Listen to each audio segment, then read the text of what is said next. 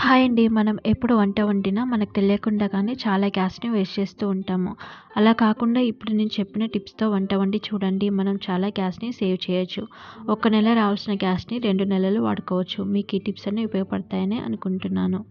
First tip, మన వంట వండే ముందుగానే మన వంటకి ఏమేమి కూరగాయలు కావాలో చూసుకొని ఆ కూరగాయలని తరుక్కొని పక్కన పెట్టుకోవాలి.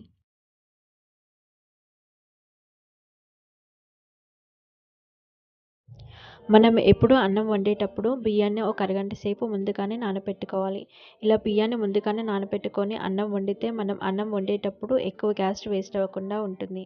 మనం గ్యాస్ సేవ్ చేసుకోవచ్చు. అన్నం కూడా త్వరగా ఉడుకుతుంది. ఇలా నానబెట్టిన బియ్యంతో అన్నం వండితే అన్నం పొడిపొడిలాడుతూ వస్తుంది.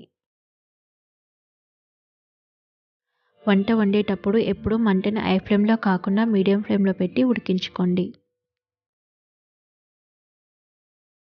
మనం కూరకి కావాల్సిన కూరగాయలు కట్ చేసుకున్న తర్వాత ఆ కూరగాయలని మరియు కూరలో వేసుకునే స్పైసెస్ని అన్నిటిని తెచ్చుకొని ఇలా గ్యాస్ పక్కనే పెట్టుకోండి.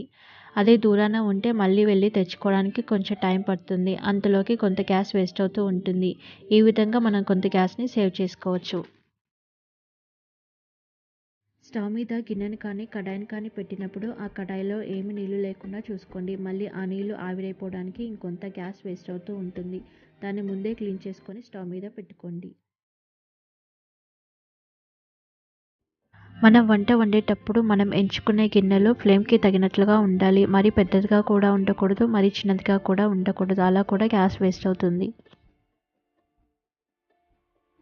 మనం కర్రీ చేసేటప్పుడు తాలింపులో కూరగాయలు వేసిన తర్వాత కూరగాయల పైనుంచి ఉప్పును వేసుకోండి. ఇలా ఉప్పును వేసుకుంటే కూరగాయలు త్వరగా మగ్గుతాయి. ఈ విధంగా కూడా మనం కొంత గ్యాస్‌ని సేవ్ చేసుకోవచ్చు. కర్రీని ఎప్పుడు ఇలా మూత పెట్టుకొని ఉడికించుకోవాలి. ఇలా మూత పెట్టుకొని ఉడికించుకుంటే ఆవిరిలో కూరగాయలు త్వరగా మగ్గుతాయి. మనం కర్రీ వండేటప్పుడు కర్రీలోకి ఎన్ని నీళ్లు కావాలో చూసుకొని అన్ని నీళ్లు మాత్రమే పోసుకోవాలి. ఎక్కువ నీళ్లు పోస్తే ఆ నీళ్లు ఆవిరైపోవడానికి చాలా గ్యాస్ వేస్ట్ అవుతుంది. అందుకని మనకి ఎంత నీళ్లు కావాలో చూసుకొని అన్ని నీళ్లు మాత్రమే పోసుకోవాలి.